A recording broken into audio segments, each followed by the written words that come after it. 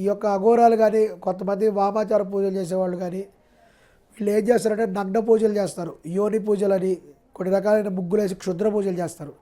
చేసినప్పుడు కొంతమంది ఆడవాళ్ళు కన్యలను కూర్చోబెట్టి చేస్తారు ఆ పూజ. ఆ కన్య కూడా ఎవరిని పడితే వాళ్ళని కూర్చోబెట్టరు, పర్టికులర్ నక్షత్రంలో పుట్టిన వాళ్ళని మాత్రమే అక్కడ కూర్చోబెడతారు. మీరు రీసెంట్గా ఒక సినిమా కూడా ఉంది, అమ్మోరు అనే సినిమా ఉంది, మీరు చూసే ఉంటారు.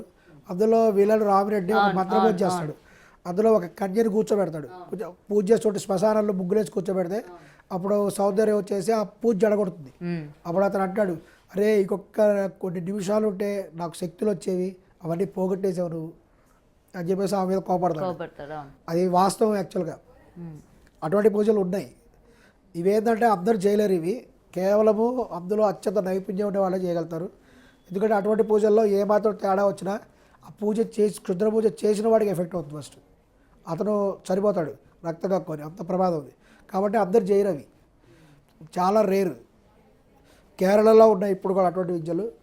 ఈ యొక్క అఘోరాలు అంటే నార్త్ ఇండియా కాబట్టి వాళ్ళు కూడా కొంతమంది తెగల దగ్గర మాత్రమే ఉన్నాయి, బయట అందరూ కూడా చేయలేరు.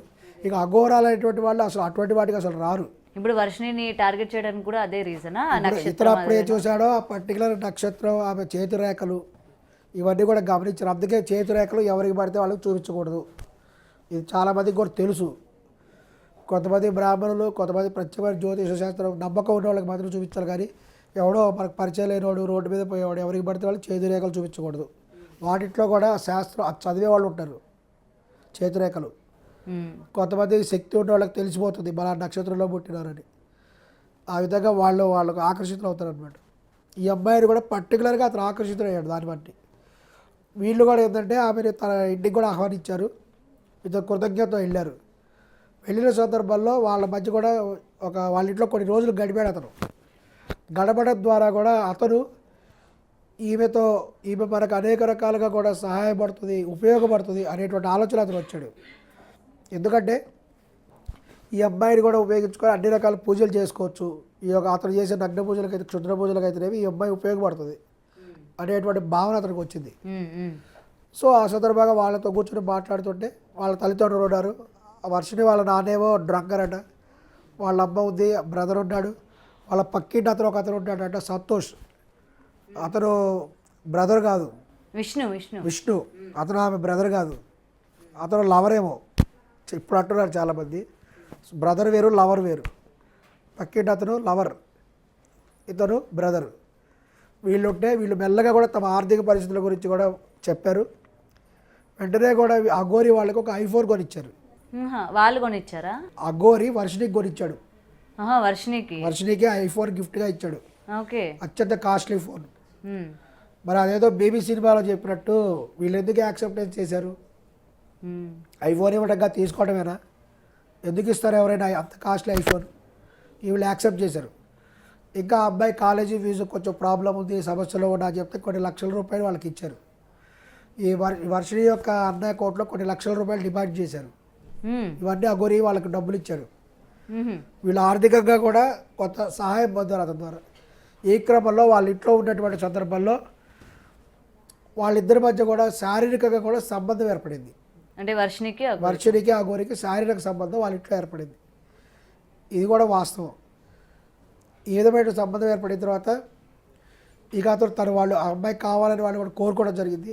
వాళ్ళు ఏంటంటే పేరెంట్స్ మొదట ఒప్పుకోలేదు, లేదు మా అమ్మాయిని అలా ఇవ్వమని వాళ్ళు చెప్పడం జరిగింది. కానీ ఏంటంటే ఇతను బలంగా అబ్బాయి కావాలి నాకు అని చెప్తే వాళ్ళు కొంత డబ్బులు అయితే తీసుకున్నారు. వాళ్ళ అన్ననే అడిగితే మాకు ఎటువంటి డబ్బులు ఇవ్వలేదు, అతని అకౌంట్లోనే వేశారు. అకౌంట్లోనే ఉన్నాయి డబ్బులు. అంటే ఎంత వరకు ఇచ్చి ఉండొచ్చు మీకు ఏమైనా? మొదటిసారి కొన్ని లక్షలు ఇచ్చారు మొదటిసారి. తర్వాత ఏంటంటే ఈ అమ్మాయిని తీసుకొని అతను ఈ యొక్క నార్త్ ఇండియాకి వచ్చాడు. మొదటి వాళ్ళు చెప్పింది ఏంటంటే మేమిద్దరం గురు శిష్యులం మాత్రమే, ఇది గురువు శిష్యుడు సంబంధం, అమ్మ కూతురు సంబంధం ఇలా చెప్పడం జరిగింది వాళ్ళు. ఈవెన్ అతనైతే తన వశీకరణ ద్వారా ఆ అమ్మాయిని వశీకరణ చేసుకున్నాడు.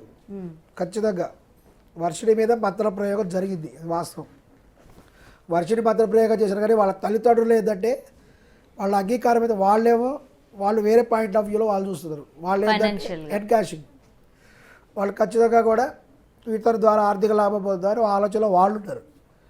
సరే మొత్తం మీద ఈ అబ్బాయి తీసుకొని వెళ్ళాడు. వెళ్ళిన తర్వాత వాళ్ళ ఆలోచనలో ఉన్నారు, సరే మళ్ళీ కొంతకాలంకి వచ్చేస్తాం ఇమీడియట్గా చెప్పి ఓకే అని వీళ్ళు తీర్థయాత్రల రూపంలో వెళ్ళారు. ఇద్దరు ఖచ్చితంగా ఆ అబ్బాయిని కూడా సూర్యగ్రహణం ముందే తీసుకెళ్ళాడు. జాగ్రత్తగా గమనిస్తే ఇదంతా ప్రీ ప్లాన్డ్గా అతను చేశాడు. అతను తీసుకెళ్ళినప్పుడు షడ్గ్రహ కూటమి కూడా ఏర్పడింది, సూర్యగ్రహణం ఏర్పడింది. ఆ సమయంలో కావాలని కూడా ఆ అబ్బాయి తనతో పెట్టుకోవడం జరిగింది. ఆ 3 రోజులు కూడా వాళ్ళు అసలు ఎవరికి కనపడలేదు, పూర్తి స్థాయిలో వాళ్ళ అజ్ఞాతంలో ఉన్నారు. ఆ సందర్భంలో ఆమెతో అనేక పూజలు అతను చేశాడు. చేయడం ద్వారా అతను కొంత శక్తిని కూడా పొందాడు. తర్వాత ఏంటంటే ఈ అబ్బాయిని కూడా ఏదైనా వశీకరణ ద్వారా ఆమెను ఉపయోగించుకొని పూజలు చేశాడు. అంతేకాకుండా శారీరకంగా కూడా ఆ అబ్బాయిని పూర్తిగా కూడా అతను వాడుకోవడం జరిగింది. ఏ అబ్బాయిని? వర్షిణిని. వర్షిణి. ఈ సందర్భంలో వర్షిణి కూడా అఘోరితో కూడా కలిసే ఉంది. వాడిద్దరు కూడా శారీరకంగా కూడా నగ్నంగా కూడా ఇద్దరు కలిసి వాళ్ళు టైం అక్కడ స్పెండ్ చేశారు. ఈ విధమైనటువంటి కూడా జరిగినాయి. పూజలతో పాటు ఇది కూడా అతను కూడా చేయడం జరిగింది. ఈ విధంగా చేసిన తర్వాత ఈ సందర్భంలో ఆ వర్షిణి అనేటువంటి ఆమె క్రమంగా కూడా ఇతని దగ్గర ఉన్నవాడిని కూడా గమనించింది. ఆమెకు అర్థమైనటువంటి విషయం ఏంటంటే ఈమె ఒక సాధారణమైనటువంటి అఘోరి కాదు అని తెలిసింది, శక్తివంతమైనది అని తెలుసుకుందామె. ఏమి తెలిసిందంటే ఆమె దగ్గర ఉన్నటువంటి కారులో కూడా కట్టల కొద్ది నోట్ల కట్టలు ఉన్నాయి అనే విషయం వర్షిణి గమనించింది. ఆమె చెప్పింది కూడా. పైకేమో పుర్రెలు అన్నీ కనిపిస్తుంటాయి ఇక డ్రైవింగ్ చేసే పైన. అది చూసి జనాలు భయపడతారు, దగ్గర పోవడానికి భయపడతారు. వాస్తవానికి ఏంటంటే లోపల క్యాష్ ఉంటుంది, అడుగున నోట్ల కట్టలు ఉంటాయి, 500 రూపాయల కట్టలు విలువైనటువంటి. వాటిని ఉపయోగించుకుంటుంటాడు అతను. దగ్గర పోవడానికి అయితే ఎవరికైతే సాహసం చేయరు ఆ భయంతో. ఇది గమనించింది ఆమె. తెలుసుకున్న ఇంకొక ముఖ్యమైన విషయం అంటే వాళ్ళిద్దరి మధ్య ఉండేటువంటి క్లోజ్నెస్ వల్ల ఇవన్నీ కూడా ఆమె తెలుసుకోగలిగింది. ఓకే. అఘోరి చెప్పడానికి కారణం ఏంటంటే వాళ్ళిద్దరి మధ్య ఉన్న శారీరక సంబంధం ఉండేటువంటి సమయంలో ఆమె ఈ విధంగా వివరాలు తెలుసుకోగలిగింది.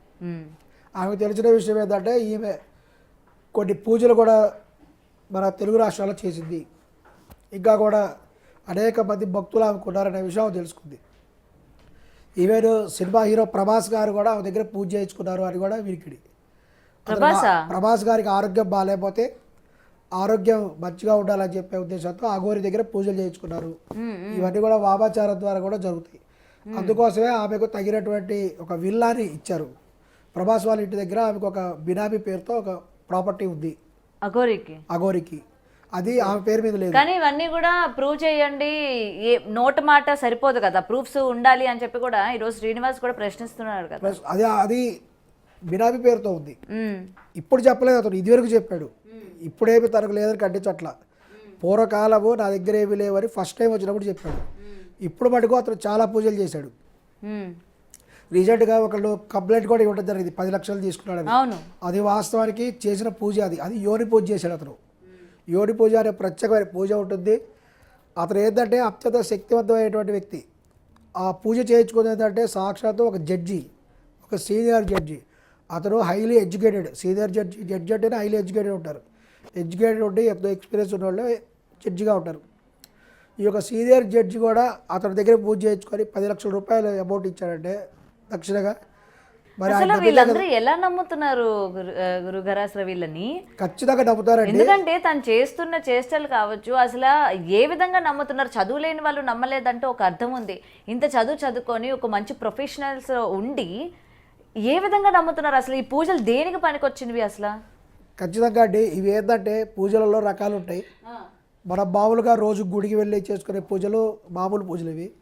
స్వామివారికి అర్చనని ఇవన్నీ చేస్తాం మనం, అభిషేకాలు అర్చనలు, ఇవి మామూలు పూజలు. ఇవి కాకుండా వామాచారంలో ప్రత్యేకమైన క్షుద్ర పూజలు ఉంటాయి. పాత సినిమా ఒకటి ఉంది మీకు గుర్తు రావాలంటే, పాతాళ భైరవి సీనియర్ ఎన్టీఆర్, అవి క్షుద్ర పూజలు. ఇవి వామాచారం ద్వారా కొంతమంది చేస్తారు, ఇప్పుడు కూడా ఉన్నారు వాళ్ళు. ఇవి ఏంటంటే అత్యంత ఖర్చుతో కూడినటువంటి వ్యవహారం, ఒక సామాన్యమైన మనుషులు చేయలేరు ఇవి. ఇవి ఎవరంటే పెద్ద పెద్ద రాజకీయ నాయకులు, పెద్ద పెద్ద సినిమా హీరోస్, సినిమా హీరోయిన్స్, అంటే హీరోయిన్ కావాలని ఆసక్తితో ఉండేటువంటి వాళ్ళు, ఇంకా పెద్ద పెద్ద పారిశ్రామికవేత్తలు, ఇటువంటి వాళ్ళు ఆ పూజలు చేస్తారు. ఇవి చేయడం ద్వారా వాళ్ళకి చాలా లాభాలు కలుగుతాయి. ఉదాహరణకి రష్మిక గారు పూజ చేయించుకున్నారు. ఎవరి దగ్గర అంటే వేణుస్వామి గారి దగ్గర. ఆమె కూడా వామాచార పూజ చేయించుకుంది. రష్మిక గారు అప్కమింగ్ హీరోయిన్గా ఉన్నప్పుడు ఈ పూజలు చేయించుకోవడం ద్వారానే ఆమె ఒక స్టార్ హీరోయిన్గా ఎదిగింది. పూజలు చేయించుకున్న తర్వాత ఆమె స్టార్ మారిపోయింది. ఆమె చాలా పెద్ద హీరోయిన్ అయింది. ఇది వాస్తవం, కట్టి మీద కనబడేటువంటి ఎగ్జాంపుల్.